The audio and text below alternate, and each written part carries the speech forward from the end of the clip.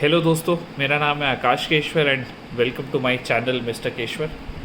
तो आज हम डिस्कस करने वाले हैं रिगार्डिंग एसएससी सीजीएल 2019। तो उसका अभी फाइनल रिज़ल्ट बहुत ही रिसेंटली आया है एंड आप सभी लोगों ने, खासकर जो एसएससी एस्पिरेंट्स हैं, उन्होंने ज़रूर देखे होंगे बहुत सारे कॉन्ग्रेचुलेटरी मैसेज, सक्सेस वीडियोस, ये सब बन रही है। बट फेलियर के बारे में एक चीज़ है कि कोई भी नॉर्मली बात नहीं करता है।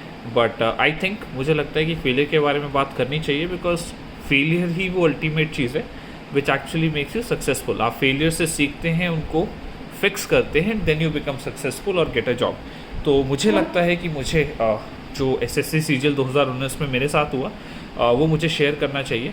तो अगर आपने मेरे थंबनेल अगर इस वीडियो का देखा है तो आपने देखा होगा कि इतने हाई स्कोर के बाद भी मैंने प्री में स्कोर किया 162 एंड देन मेंस में पोस्ट नॉर्मलाइजेशन मेरे मैथ्स और इंग्लिश दोनों में अराउंड 193 आउट ऑफ 200 थे। बट फिर भी मेरा सिलेक्शन नहीं हो पाता है। तो उसके बारे में मैं इस वीडियो में डिस्कस करने वाला हूँ। तो आप वीडियो से जुड़े रहिए और मैं ये भी बताने वाला हूँ कि क्या वजहें मेरे अकॉर्डिंग रही हैं जिस वजह से ऐसा हुआ। ये मेरा पहला अटैम्प्ट था एसएससी का, जिसमें मैंने अपनी तरफ से काफ़ी एफर्ट किया था और मतलब मेरा ट्राई था पूरा कि मैं इसमें एसएससी कर पाऊँ। बट अनफॉर्चुनेटली वो नहीं हो पाया। तो मैं आपसे शेयर करने वाला हूँ कि मुझे क्या लगता है, क्या गलतियाँ थी और उसे मैं कैसे आप लोग फिक्स कर सकते हैं मेरे एक्सपीरियंस से, और मैं भी आगे इसको कैसे सोच रहा हूँ एज ए एस्पिरेंट। तो ठीक है, आगे इस पर बात करते हैं। तो अगर आपने अभी तक वीडियो ये लाइक और शेयर नहीं किया तो अपने और भी दोस्तों को ज़रूर शेयर कर दें, सो दैट उन्हें भी पता लगे इसके बारे में और एक्सपीरियंस के बारे में वो भी जान पाएँ। तो आई थिंक स्टार्ट करते हैं। तो 2019 में मैंने सीजीएल का प्री दिया, जहाँ चीज़ें बहुत अच्छी थी। बट मींस में क्या दिक्कत होती है कि मेरा मींस पड़ जाता है नवंबर 18 को, जो कि एक काफ़ी इजी शिफ्ट थी। तो उस इजी शिफ्ट में मैंने 190 स्कोर किया। बट उस शिफ्ट में ऐसा प्रॉब्लम हुआ कि due to being easy than the other shift, जो कि हमारी गलती नहीं है डेफिनेटली, वो एसएससी की प्रॉब्लम है कि आपने पैटर्न कैसे सेट किया है। बहुत सारे बच्चे जो दूसरी शिफ्ट के हैं उनके इंक्रीमेंट्स बहुत हाई होते हैं और हमारी शिफ्ट में अबाउट नॉर्मलाइजेशन के नाम पे 2-4 नंबर बढ़ते हैं if you are in the range 190 195। इसी वजह से आपने देखा होगा कि एसएससी 2020 में सभी एग्ज़ाम्स को प्रायर टू के एक ही दिन कराता है, क्योंकि उनसे ये मिस मैनेजमेंट या फिर आप कह लें कि ये बकवास जो भी उन्होंने सिस्टम बनाया था वो नहीं उसको एग्जीक्यूट ढंग से कर पाए। उनको एक लेवल रखना था तीनों दिन, 16, 15 और 18 नवंबर को, बट वो नहीं रख पाए एसएससी सीजीएल 2019 में, जिससे कि काफ़ी जो अच्छे एस्पिरेंट्स हैं आई वुड से उनको लॉस भी पड़ा है डेफिनेटली। और रिजर्व्ड कैटेगरीज़ के जो बच्चे हैं उनको भी खासा लॉस पड़ा है इस नॉर्मलाइजेशन की वजह से। लॉस इस एक्सटेंट पे था कि कुछ -80 बच्चे जिन्होंने 80 मार्क्स स्कोर किए थे मैथ्स में मेंस में, उनके -400 के करीब मार्क्स हुए, जो कि अपने आप एक मजाक है। आप -400 आप कैसे दे सकते हो 200 के एग्ज़ाम में किसी को।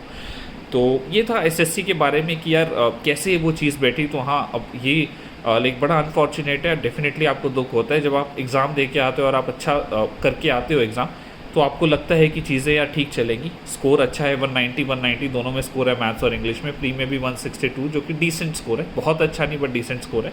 तो एटलीस्ट आप एक जॉब के लिए होप करते हो। बट और डेफिनेटली मेरे जो फ्रेंड्स थे एसएससी में, एवरीवन रिकमेंडेड कि हाँ यार कहीं ना कहीं तो इसमें बात बननी चाहिए, बट वो नहीं डेफिनेटली हो पाया।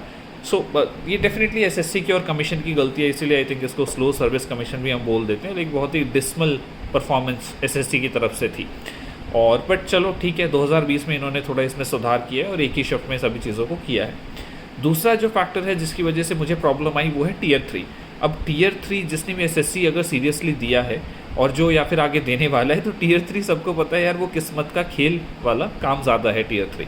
अब आपको नहीं पता कि आपका एग्ज़ाम कौन टीचर चेक कर रहा है, 10th के टीचर्स हैं, 12th के टीचर है, कौन है, उसका क्या लेवल है, ठीक है। तो उसमें जो मार्किंग स्कीम है वो बड़ी अनप्रडिक्टेबल रहती है। कोई इतने स्टैंडर्ड वो सिस्टम है नहीं। 30 पासिंग है और टीचर कुछ भी देते हैं। नॉर्मली कहा जाता है कि 60 के करीब आपको दे दे तो ठीक है। तो हुआ क्या, अब NWR रीजन में हम थे, तो हमारे साथ के कई बच्चे, मैक्सिमम बच्चों को मेरे कुछ फ्रेंड्स थे 5-6 को एटलीस्ट मैं जानता हूँ, अब मैं सबका तो नहीं बता सकता NWR में, हम सबको अबाउट 30 से 40-45 की रेंज में मिला। इवन ऐसे बच्चों को जो पिछले एसएससी सीजीएल्स में असिस्टेंट आप कह लीजिए ये जो ऑफिसर मिनिस्ट्रीज में सिलेक्ट होते हैं CSS के थ्रू, डिफेंस में सिलेक्ट होते हैं, लाइक आपका ऑडिटर सिलेक्ट होते हैं, ऐसे ऐसे बच्चे जो पिछले सीजल्स में बहुत अच्छा परफॉर्म कर चुके हैं उनको 30-40 नंबर पकड़ा रखे हैं WR रीजन ने। तो उससे होता क्या है, पूरे देश में अगर एवरेज 60-65 चल रही हो टीयर 3 में और आपको दे दिए किसी ने 30-40, मेरे खुद के 38 मार्क्स थे 100 में से, तो उससे यार एक और बड़ा झटका लगता है। अब आप एटलीस्ट इतने मार्क्स लेके सोच रहे हो, एम कर रहे हो कि आपको एटलीस्ट एक क्लरिकल जॉब तो मिलेगी, इफ़ नॉट द ऑफिसर या फिर like the more kind of loved one jobs. But होता क्या है कि आपको वो भी नहीं मिल पाती जस्ट बिकॉज आपका इस वाले एग्जाम में भी कोई सर्टेनिटी नहीं है टायर 3 के में।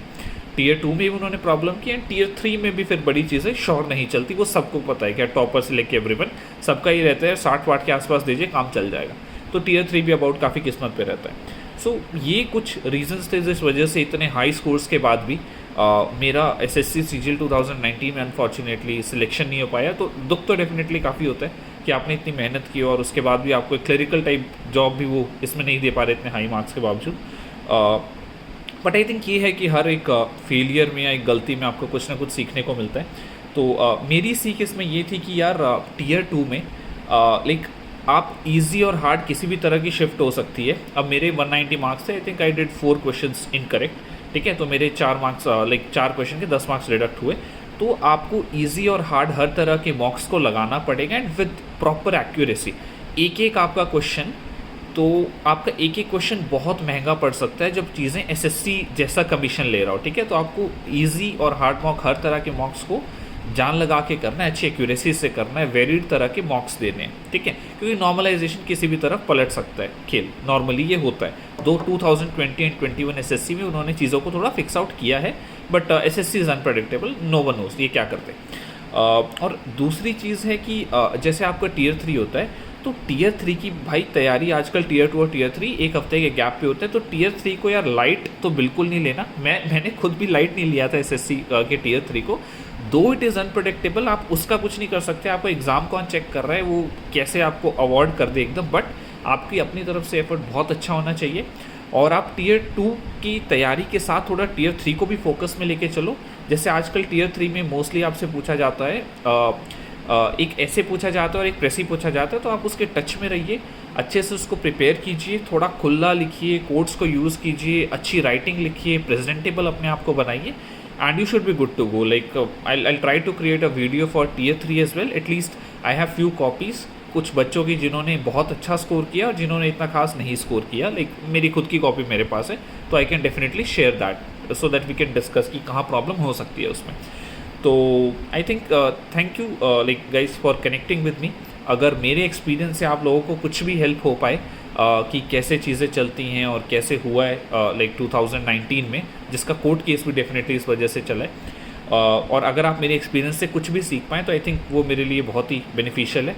अगर आप चाहते हैं कि आपको ऐसी ही वीडियोस जो भी मेरे एक्सपीरियंसेस हैं मैं आपसे शेयर कर पाऊँ, तो आप ज़रूर चैनल को सब्सक्राइब कर देना और अपने फ्रेंड्स से भी इसको लाइक एंड शेयर कर देना। So thank you guys, thanks a lot for connecting with me.